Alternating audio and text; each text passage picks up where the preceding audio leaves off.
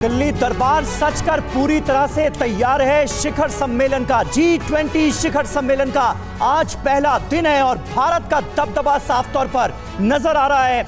विश्व शांति की राह दिखाता हुआ पूरी दुनिया को भारत नजर आ रहा है। सबका साथ, सबका विश्वास, सबका प्रयास का मूल मंत्र देता हुआ भारत नजर आ रहा है। और निधि, बड़ी खबर यह भी कि अफ्रीकन यूनियन को G20 का हिस्सा बना लिया गया है और भारत ने एक तरह से अपनी डिप्लोमेसी की धमक दिखाई है इसके जरिए। बिल्कुल धाक छोड़ दी है भारत ने और ये बताता है कि भारत अपने प्रयासों में जब आगे बढ़ता है तो पूरे कमिटमेंट के साथ बढ़ता है और इसीलिए भारत का डंका पूरी दुनिया में बज रहा है। G20 समिट के इस आयोजन को लेकर भारत मेजबान है और G20 बैठक से जुड़ी एक एक अपडेट आप तक पहुंचा रहे हैं। आज पहला दिन है। TV9 पर इस वक्त की बड़ी खबर आपको बता दें, रूस अमेरिकी डेलीगेशन बात कर सकते हैं। ये बहुत बड़ी खबर है। कोशिश हो रही है लावरोव, सर्गेई लावरोव यूएस के NSA से मिले, मुलाकात हुई तो बड़ी पहल हो सकती है और बताया जा रहा है जो टाइमिंग है वो 1:30 बजे से 3 बजे के बीच ये मीटिंग संभव हो सकती है।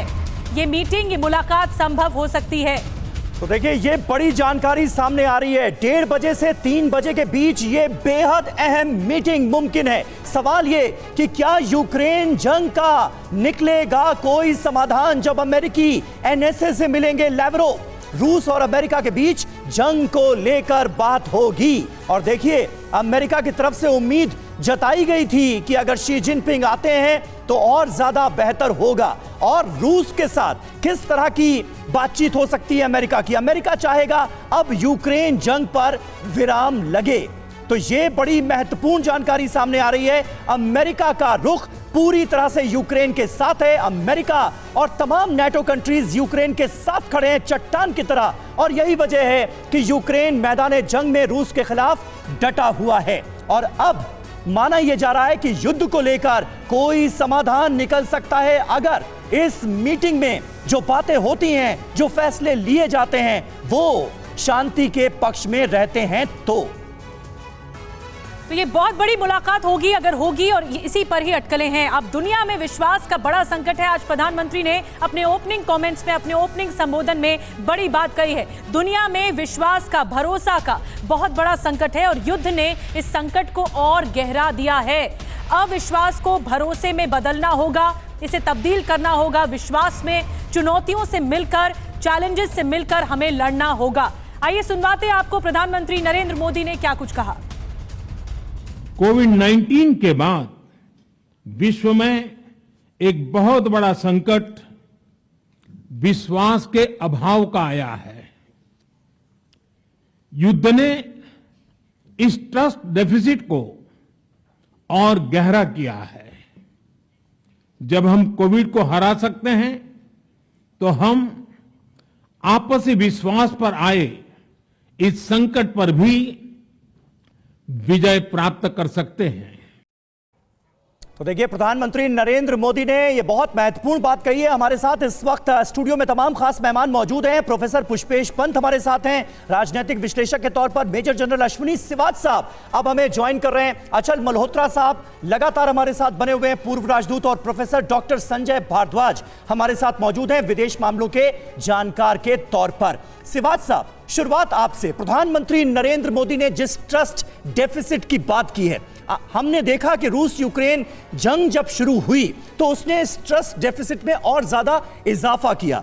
ये जो विश्वास में कमी है, भरोसे में कमी है, इसे भरोसे में कैसे बदला जाए, ये एक बड़ी चुनौती नजर आती है क्या? हाँ समीर, सच्चाई है कि ये सबसे बड़ी कमी है कि आज की तारीख में 1.5 साल से ज्यादा रूस और यूक्रेन लड़ाई को हो गया है और अभी ऐसी सिचुएशन में है कि यह युद्ध यहाँ से किस तरफ जा सकता है कोई नहीं कह सकता। क्या ये थर्ड वर्ल्ड वॉर की तरफ जा सकता है, क्या ये न्यूक्लियर की तरफ जा सकता है, इसके ऊपर कहना बहुत मुश्किल है। और जिस प्रकार से दोनों तरफ से ट्रस्ट डेफिसिट रहा, कहीं ना कहीं रूस और चीन और नॉर्थ कोरिया और ईरान मिल गए और उधर जो यूक्रेन के पीछे पूरा अमेरिका और यूरोपियन यूनियन खड़ा हुआ है और ये लड़ाई चली जा रही है और दोनों तरफ से सभी अपना फायदा देख रहे हैं। अगर आप अमेरिका की बात देखें तो जो उसका इंडस्ट्रियल कॉम्प्लेक्स है डिफेंस का, उसकी काफ़ी बढ़ोतरी हुई है, काफ़ी उनके वेपन बिके हैं, इसमें कोई शक नहीं। आज जो यूरोप था, जो डिपेंडेंट था ऑयल और गैस में, किसी समय 30 to 40% रूस पे आज वो डिपेंडेंसी खत्म हो गई है, आज उसको भी यूएस ने घेर लिया है। तो ये सच्चाई है कि एक ट्रस्ट डेफिसिट इतना बढ़ गया, आज जो आप सोचे हैं कि रूस और अमेरिका के बीच में बातचीत नहीं हो रही, और ये एक बहुत आपको बताओ बड़ी डेंजरस सिचुएशन है। या आप चीन को देखें, लेकिन सर वो बातचीत का मौका मिल रहा है, हिंदुस्तान की सरजमीन पर ही वो मौका मिल रहा है, वो हिंदुस्तान जो पूरी दुनिया को आज की तारीख में शांति का मैसेज दे रहा है। समीर, यही मैं कहने बात, बहुत इंपॉर्टेंट बात आपने बोली। एक भारत ही एक ऐसा देश है जो रे ऑफ होप है, जो एक स्ट्रेटेजिक ऑटोनॉमी का मुजाहरा किया है। वो स्ट्रेटेजिक पार्टनर रूस का भी है, वो स्ट्रेटेजिक पार्टनर अमेरिका का भी है, और वो यूरोपियन कंट्रीज भी उसको नजदीक से देखते हैं। यूक्रेन भी बहुत बड़ी बात भारत से ज्यादा कोई ऐसा देश नहीं हो सकता जो कि इस समय इन देशों को इकट्ठा ला सकता है। और ये जो G20 का फोरम है, मुझे लगता है ये गेम चेंजर होगा। और वो दारोमदार भारत के पास है सर, कि हमने वो पहल करते हुए हमारा मंच है और हमारे मंच पर एक साथ मिलेंगे रूस और अमेरिका। ये एक बहुत बड़ा ब्रेक थ्रू है। मैं आऊंगी सर आपके पास, संजय सर आपके पास भी आऊंगी। एक बड़ी खबर जल्दी से बता देते हैं। G20 भाषण में प्रधानमंत्री मोदी ने जो बड़ी बातें कही है उसके बारे में बता रहे हैं। भारत की अध्यक्षता सबके साथ का प्रतीक है, ये कहा प्रधानमंत्री मोदी ने। नॉर्थ साउथ के डिवाइड को हमें खत्म करना है, पूरी दुनिया में भरोसा ताकि कायम हो सके। क्या कुछ कहा, आपको एक बार फिर सुनवाते हैं। आज G20 के प्रेसिडेंट के तौर पर भारत पूरी दुनिया का आह्वान करता है कि हम मिलकर सबसे पहले इस ग्लोबल ट्रस्ट डेफिसिट को एक विश्वास, एक भरोसे में बदलें। यह हम सभी के साथ मिलकर चलने का समय है, और इसलिए सबका साथ, सबका विकास, सबका विश्वास, सबका प्रयास का मंत्र हम सभी के लिए एक पथ प्रदर्शक बन सकता है। वैश्विक अर्थव्यवस्था में उथल पुथल हो, नॉर्थ और साउथ का डिवाइड हो, ईस्ट और वेस्ट की दूरी हो, फूड, फ्यूल और फर्टिलाइजर का मैनेजमेंट हो, टेररिज्म और साइबर सिक्योरिटी हो, हेल्थ, एनर्जी और वाटर सिक्योरिटी हो, वर्तमान के साथ वाली पीढ़ियों के लिए हमें इन चुनौतियों के ठोस समाधान की तरफ बढ़ना ही होगा। देखिए, नॉर्थ साउथ के डिवाइड को खत्म करने की बात प्रधानमंत्री नरेंद्र मोदी की तरफ से की गई है, और दुनिया में भरोसे को कैसे बढ़ाया जाए इस पर पूरा जोर रहा। पीएम मोदी की जो बड़ी बातें थी उनसे आपको रूबरू करा दे। बरसों पुरानी चुनौतियां आज समाधान मांग रही हैं, ये कहा पीएम मोदी ने। मानवीय संवेदना के साथ हमें अपना दायित्व निभाना होगा, जिम्मेदारी निभानी होगी। विश्व में विश्वास के संकट का अभाव पैदा हो गया है। युद्ध ने विश्वास के इस संकट को और गहरा कर दिया है। आपसी विश्वास के संकट पर हम जरूर विजय पालेंगे, ये विश्वास है। हम मिलकर विश्व में विश्वास के संकट को हराएंगे। सबका साथ, सबका विकास, सबका विश्वास और सबका प्रयास बेहद जरूरी है, ये कहा पीएम मोदी ने। सबका साथ वाला मंत्र हमारे लिए, हम सबके लिए, पूरी दुनिया के लिए पथ प्रदर्शक बन सकता है। भारत की अध्यक्षता सबका साथ मंत्र का प्रतीक है। भारत में हो रहा G20 पीपल्स G20 बन गया है, यह कहा पीएम मोदी ने। सबका साथ की भावना से G20 सदस्य बने AU के देश, यानी अफ्रीकन यूनियन के देश, ये कहा है प्रधानमंत्री नरेंद्र मोदी ने। और हमारे साथ हमारे सहयोगी मनीष झा इस वक्त जुड़ रहे हैं। मनीष, बड़ी महत्वपूर्ण बातें प्रधानमंत्री नरेंद्र मोदी की तरफ से कही गई, और विश्व शांति को लेकर भी आज भारत की तरफ से एक बहुत बड़ा मैसेज दिया गया, क्योंकि सारी दिक्कत, सारा संकट ही ये ट्रस्ट डेफिसिट को लेकर है। अगर विश्वास बहाली कायम हो जाए तो तमाम समस्याओं का हल भी हम मिलकर ढूंढ लेंगे। ये कुल मिलाकर पीएम मोदी ने मैसेज देने की कोशिश की। जी हाँ, बिल्कुल। देखिए, अगर प्रधानमंत्री नरेंद्र मोदी का वो वाक्य याद करिए जब उन्होंने कहा था कि ये युद्ध का नहीं है, वहाँ से अब तो उन्होंने इस G20 के प्लेटफॉर्म पर अध्यक्षता करते हुए जो ये बातें कही है कि भरोसे की कमी है, और ये सच ही बात है ना कि भरोसे की ही कमी है। रूस को लगता है कि नाटो उसके दरवाजे पर आ गया है, उसके अस्तित्व को खतरा है, इसलिए युद्ध हो रहा है। यूक्रेन को ये लगता है कि रूस इतना बड़ा देश है, उसकी छत्र छाया में हमारा कभी विकास नहीं हो सकता है, इसलिए वो नाटो में जाना चाहता है। यही ट्रस्ट डिफिसिट जो है रूस और अमेरिका के बीच में है, यही ट्रस्ट डिफिसिट जो है वो रूस और यूरोप के बीच में। इसलिए प्रधानमंत्री नरेंद्र मोदी ने उन तमाम वैश्विक चुनौतियों के बीच में जो स्थित सबसे मुख्य बात है, वो जो इस भरोसे का अभाव है उसको रखा है, और एक तरह से संकेत भी दिखा है। ये समय है, ये प्लेटफॉर्म ऐसा है जहां पर एक दूसरे के साथ भरोसा बढ़ाइए, भरोसा कीजिए, तभी और दूसरे को भी आप पर भरोसा हो, ऐसा माहौल बनाइए। इसीलिए अगर आप देखिए तो अभी का जो सेशन चल रहा है वन अर्थ, जहां पर की वैश्विक चुनौतियों पर चर्चा हो रही है, वहां इसी भरोसे को बनाने पर सब देश एक दूसरे बिल्कुल को मनीष, ये पहल कर भरोसा ही सके, है यही कि उम्मीद एक की जा मंच सकती है। पर लेकिन तैयारी सबसे हो रही बड़ी है बात रूस और अमेरिका के मिलने की, ये भरोसा का ही नतीजा है।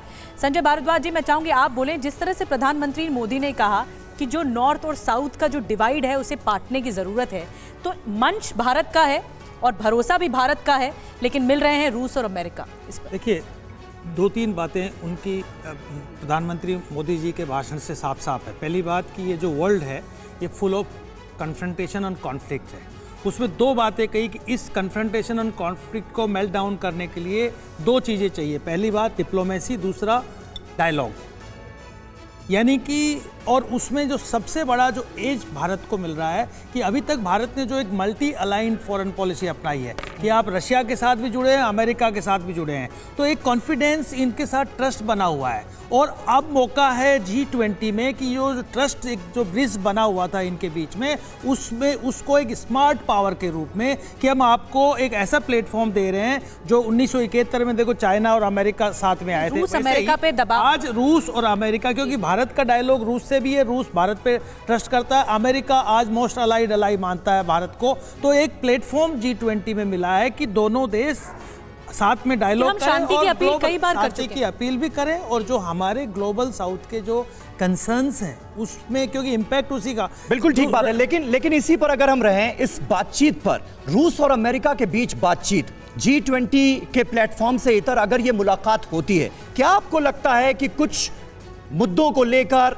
बर्फ पिघल सकती है? क्योंकि हम ट्रस्ट का जिक्र बार बार कर रहे हैं, भरोसे का जिक्र कर रहे हैं, और ट्रस्ट नाम की कोई चीज रूस और अमेरिका के बीच नजर नहीं आती। हल निकलेगा क्या? नहीं, मेरे ख्याल में देखिए ऐसा है कि भरोसा टूटता है, भरोसा दोबारा फिर बन भी सकता है। ये कुछ ऐसा नहीं है कि वो गुंजाइश बरकरार है, गुंजाइश बरकरार है, और धीरे धीरे बात बढ़ती है। बात हुई, मुलाकात हुई, वो पुराना गाना जो है, पहले मुलाकात होती है, फिर बात होती है, फिर बात से बात निकलती है, फिर शायद बात बनती है, फिर बात बनती है। बड़ी बात। अचल जी जल्दी से। मैं इस जो लावरोव और अमेरिकन एनएसए की मीटिंग की बात हो रही है, अगर ये होती है तो ये अपने आप में एक उपलब्धि है।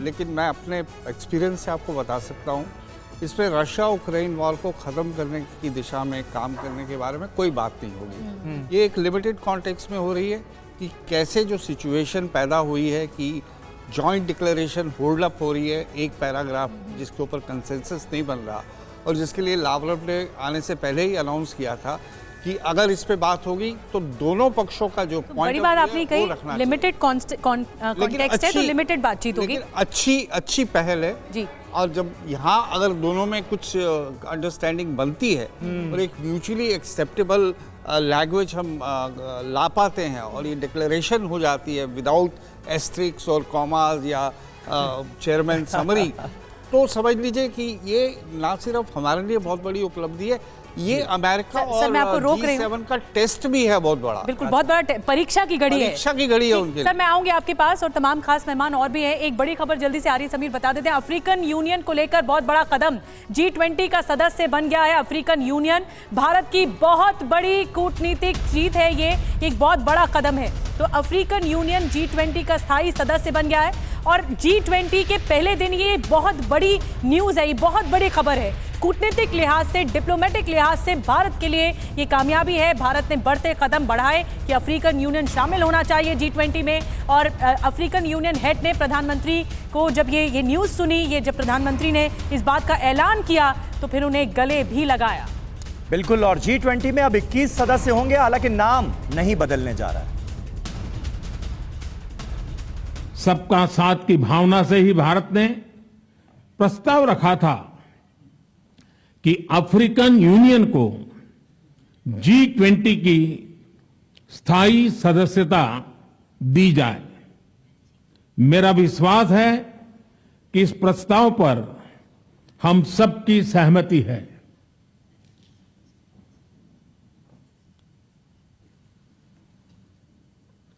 आप सबकी सहमति से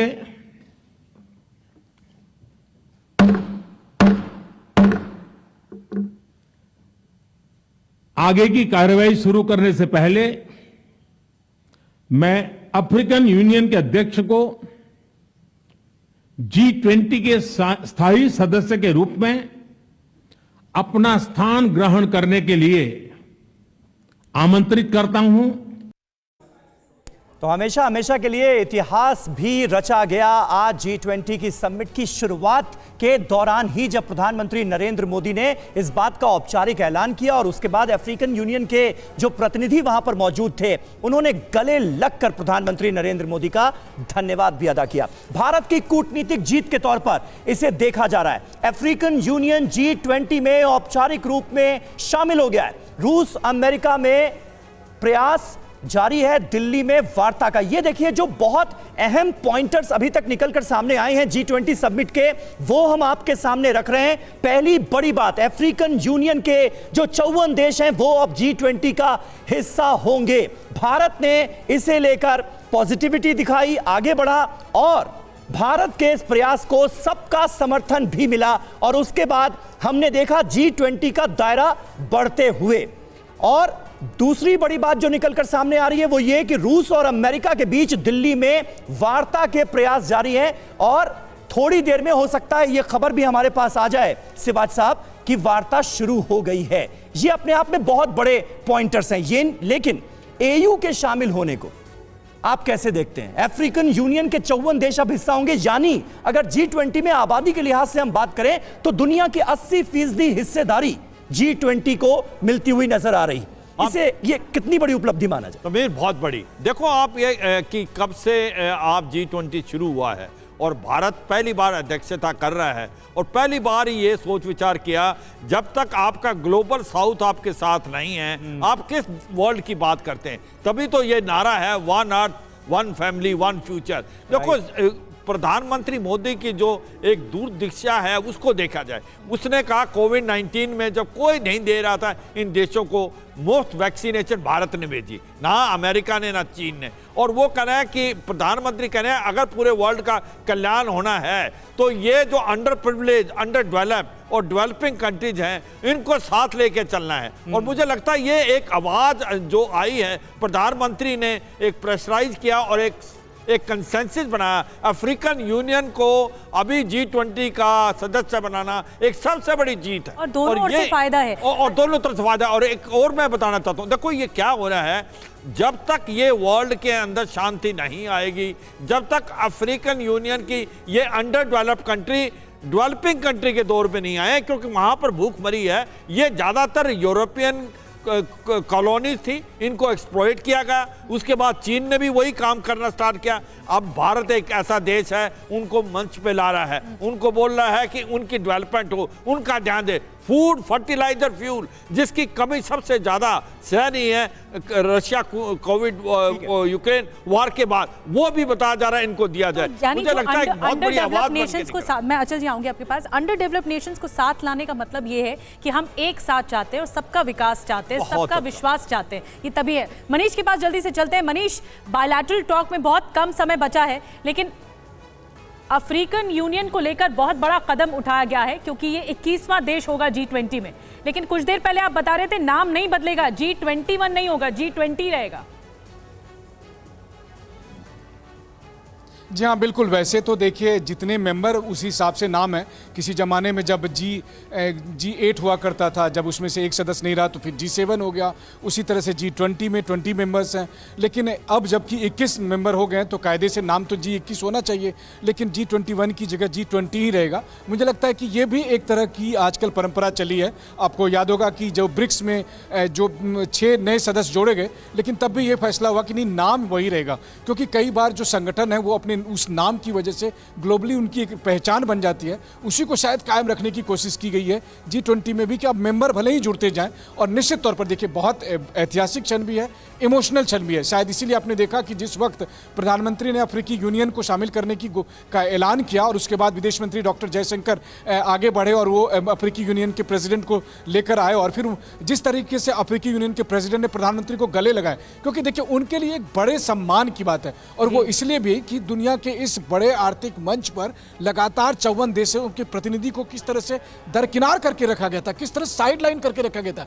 यही जो वेस्टर्न एजेंडा है, यही जो ग्लोबल नॉर्थ का एक एजेंडा है, जिसको खत्म करने के लिए कहा जा रहा है कि G20 का ये जो प्रेसिडेंसी है वो निर्णायक साबित होगा, जहां पर हम न्यू वर्ल्ड ऑर्डर को शेप कर रहे हैं। और शेप करने का मतलब यह है कि केवल अमेरिका और यूरोप ही दुनिया नहीं है, दुनिया उससे बाहर है, और वैसी दुनिया को भारत कैसे लीड करेगा, ये इस G20 के प्रेसिडेंसी में चल रहा है। बिल्कुल, और ग्लोबल साउथ में अपना दबदबा दिखाता हुआ भी आज की तारीख में भारत नजर आता है। लेकिन एक और अहम और दिलचस्प खबर जिसका अब हम रुख करने जा रहे हैं, प्रधानमंत्री नरेंद्र मोदी की डेस्क पर भारत की नेम प्लेट भी आज नजर आई, जो चर्चा का विषय बन गई है। G20 समिट में भारत की नेम प्लेट नजर आई। केंद्रीय मंत्री स्मृति ईरानी ने अब एक ट्वीट किया इसे लेकर और लिखा है, उम्मीद विश्वास का नया नाम भारत।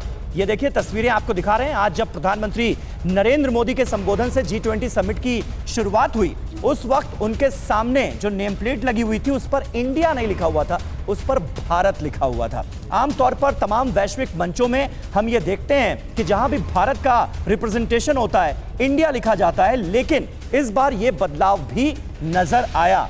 इंडिया की जगह भारत लिखा हुआ हमने देखा। प्रोफेसर संजय भारद्वाज, किस तरह से आप देखते हैं इस बदलाव को? और अब इसे लेकर तमाम तरह की बातें भी हो रही हैं, और इससे पहले भी हमने देखा इंडिया वर्सेस भारत की एक नई सियासी डिबेट भी छिड़ गई थी हमारे देश में। देखिए, भारत अगर हम देखते हैं तो प्राचीन नाम है निश्चित रूप से, और अगर हम सिंधु और हिंदू और इंडस से जोड़ के देखते हैं तो यूनानी, बेसिकली एक यूनानी पहचान थी, और उसके बाद अंग्रेजों ने इसको बढ़ाया, इंडस को सिंधु को इंडिया कर दिया। लेकिन भारत एक प्राचीन नाम है, राजा भरत से चला आ रहा है, उनसे आइडेंटिफाई किया जाता है। डिफरेंट नाम से हिंद भी इस प्रदेश को कहा जाता है, हिंद हिंदुस्तान के नाम से, लेकिन ये भारत एक एक्सेप्टेड टर्मिनोलॉजी है।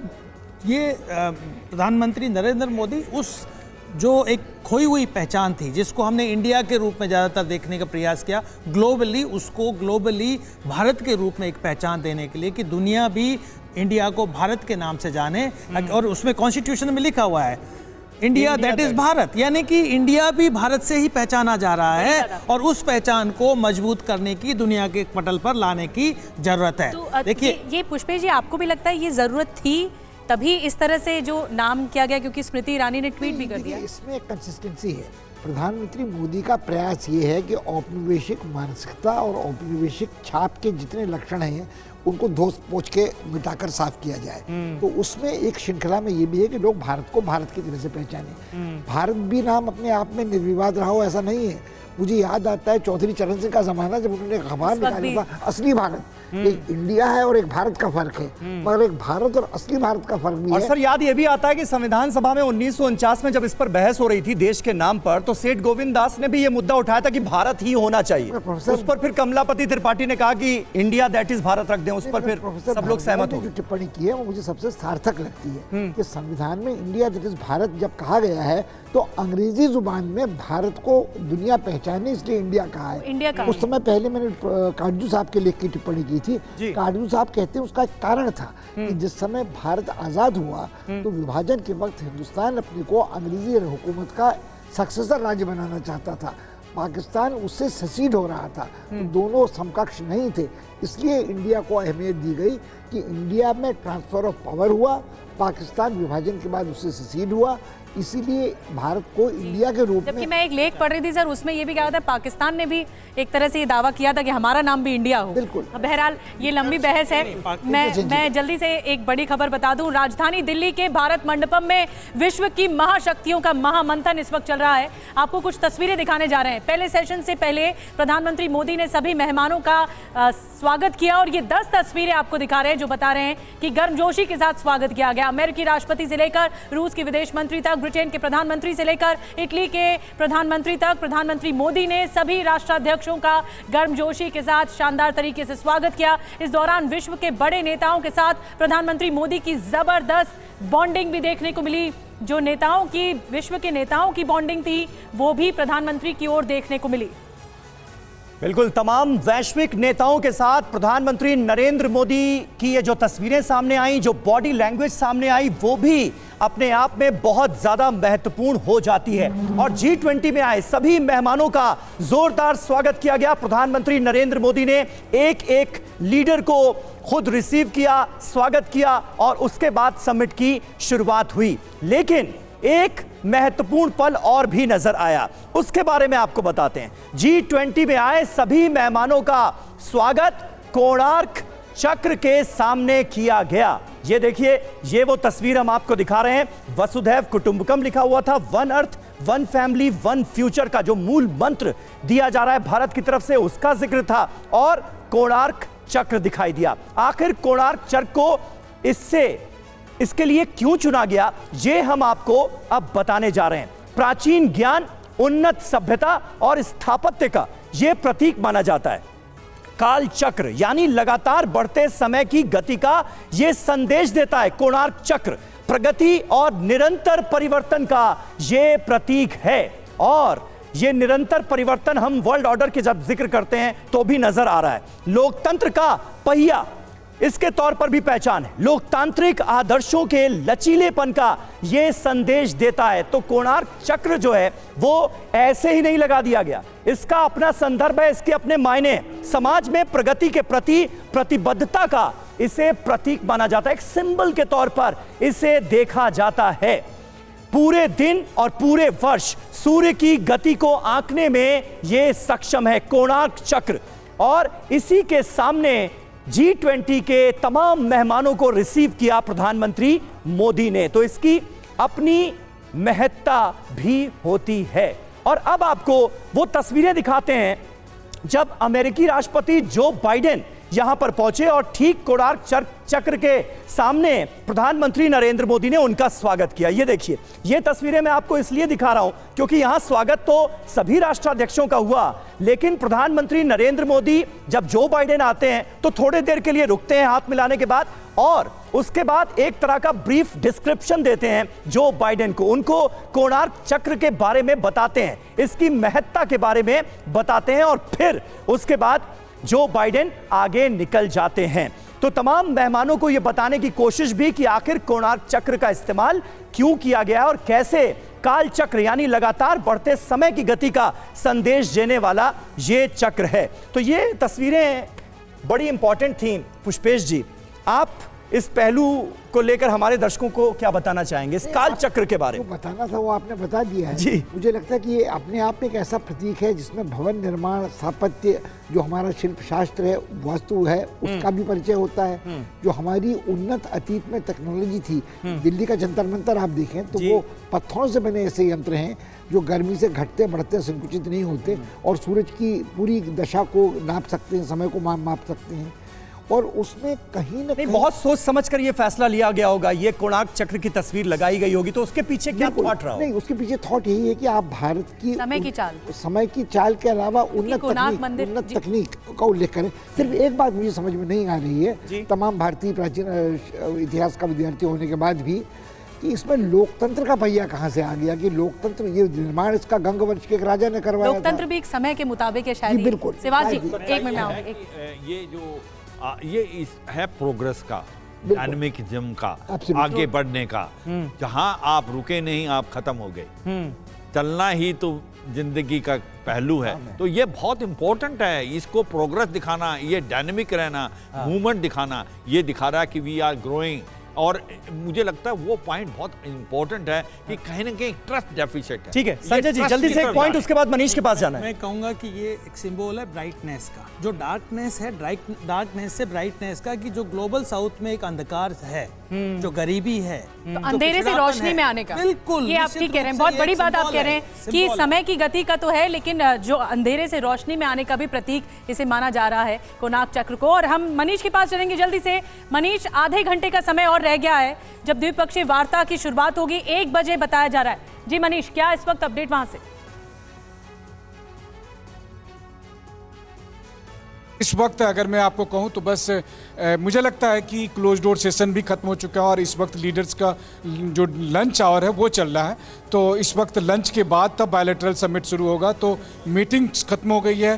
पहले राउंड की जो मीटिंग थी जिसका नाम वन अर्थ था, जिसमें ज़्यादातर जियोपॉलिटिकल के इश्यूज़ पर सभी राष्ट्राध्यक्षों ने और बाकी डेलीगेशन के दूसरे प्रतिनिधियों ने जो है अपनी अपनी बातें रखी है। और उसके बाद अब लंच पीरियड चल रहा है, यानी लंच के बाद एक बार फिर शुरू होगा सिलसिला बायलैटरल्स का, जहां पर हर एक देश जिन देशों के साथ उनके बायलैटरल सेटअप है उनसे वो बात करेंगे। 1.5 घंटे का वक्त वो रखा गया है और उसके बाद फिर जो दूसरा सेशन है वो शुरू होगा जिसका नाम वन फैमिली रखा गया है। तो कह सकते हैं कि G20 का जो पहला सेशन है वो खत्म हो चुका है। उस सेशन में निश्चित तौर पर हर एक देश ने अपने अपने नेशनल इंटरेस्ट के हिसाब से, उनके जो जियोपॉलिटिकल अंडरस्टैंडिंग है उसके हिसाब से अपनी बातों को रखा है। और भारत ने उन सब के बीच में एक तरह से जो ट्रस्ट को बिल्ड करने की कोशिश की है। बिल्कुल, वही और ट्रस्ट वन अर्थ डेफिसिट के बाद जिसका अब जो प्रधानमंत्री ने दूसरा अपने सेशन संबोधन है में जिक्र वो किया था है उसी वन को। फैमिली।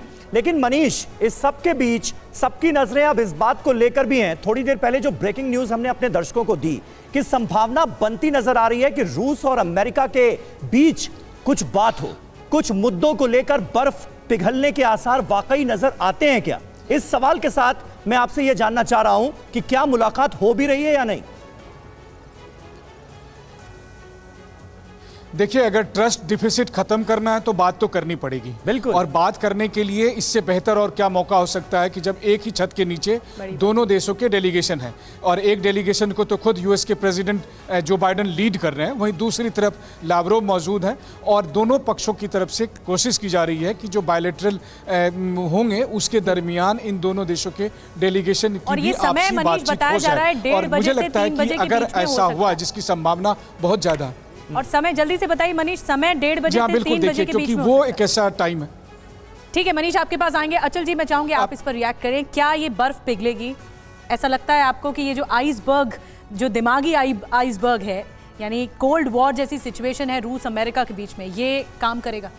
हाँ, देखिए, जिस तरह से पिछले कुछ महीनों के बल्कि 1.5 साल से जो चल रहा है रशिया और नेटो लेड बाय अमेरिका, और सबने अपने अपने बॉटम लाइन्स दे रखे हैं और उस पर कोई संभावना दिखाई नहीं दे रही सीज फायर की।